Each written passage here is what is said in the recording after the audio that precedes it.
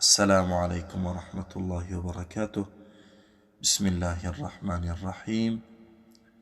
الله متعال پیغمبرانی زیادی فرستاد، ولی بعد از رفتن پیغمبران مردم باز گناهکاری میکردند و به بت پرستی شروع کرده بودند. در این بار الله متعال پیغمبر بزرگی را فرستاد، یونس علیه السلام، و یک سوره هم به نام یونس علیه السلام است در قرآن. یونس ابن متی از نبیره بنیامین بود، یعنی بنیامین پسر یعقوب، پسر اسحاق، پسر ابراهیم علیه السلام. یونس ابن متی از نوادگان اسحاق علیه السلام است و او را الله متعال در قرآن به ذنون هم ذکر کرده است. یعنی در بعضی آیت های قرآن یونس و در بعضی آیت های قرآن ذنون. ذنون یعنی صاحب کیت، یعنی لقبش است. و بعد از اینکه مردم بت پرست شدند، یونس علیه السلام تقریبا 40 ساله بود که الله متعال او را نبوت عطا کرد و پیغمبر شد و یونس علیه السلام را به دهات بزرگی فرستاد و قوم آن دهات را یونس علیه السلام به یکتاپرستی دعوت میکرد.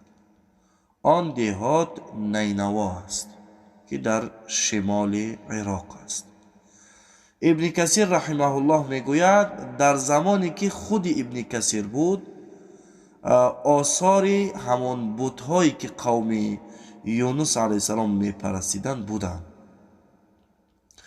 اهل نینوا بسیار بودند. الله متعال میفرماید بعد اعوذ بالله من الشیطان الرجیم و ارسلناه الى 100,000 او یزیدون، یعنی و او را فرستادیم، یعنی یونس را فرستادیم به سوی 100,000 یا بیشتر.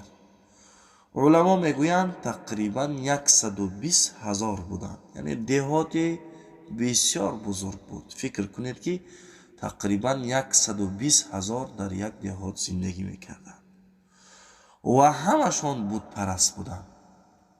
یعنی اهل دهات با وجودی که پیغمبرانی زیادی آمده بود و رفته بود، بت پرست بودند.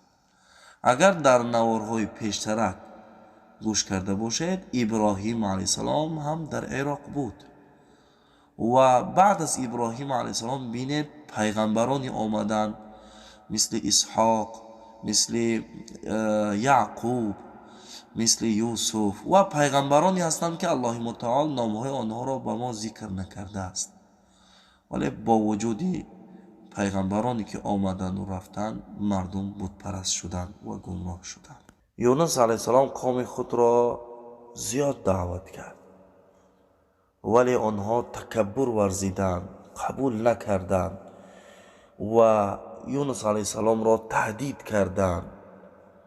وقتی یونس علیه السلام دید که دیگر قبول نمیکنند، تهدید میکنند، به قوم خود گفت برای شما 3 روز مهلت است و از دهات برآمده رفت.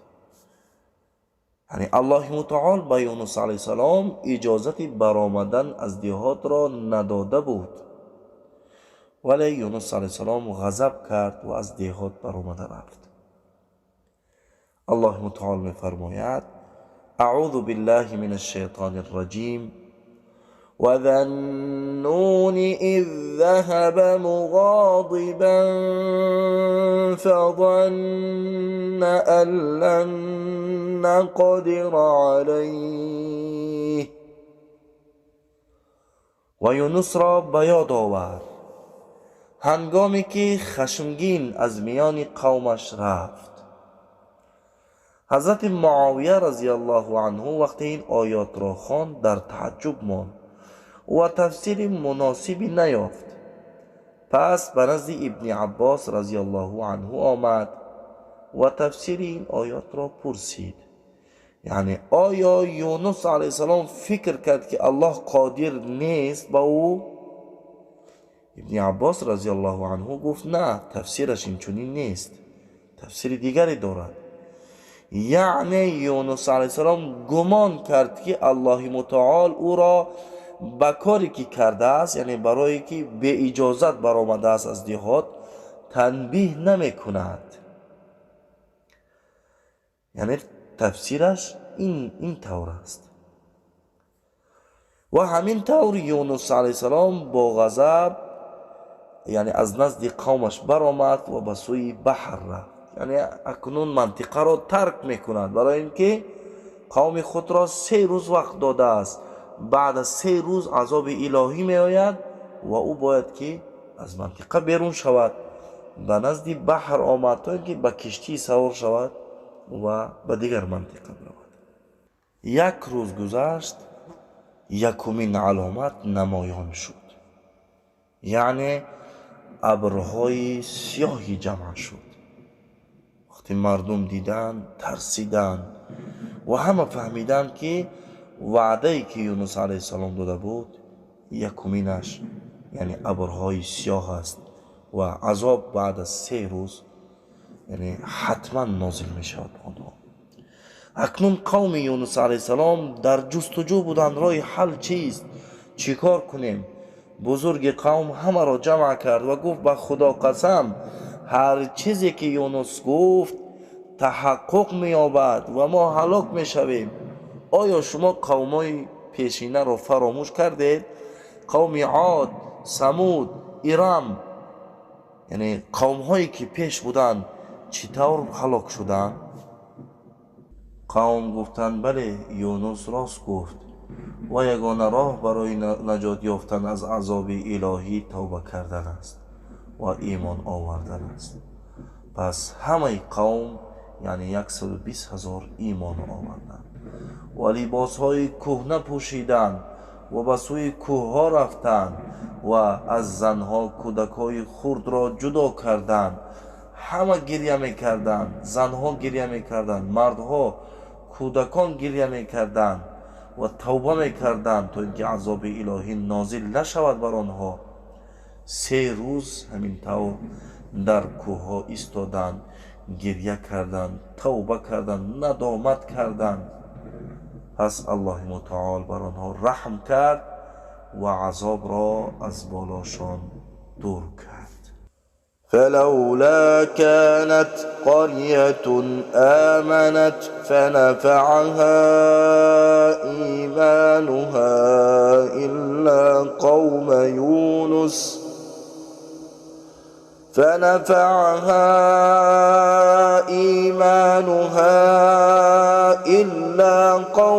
يونس لما آمنوا كشفنا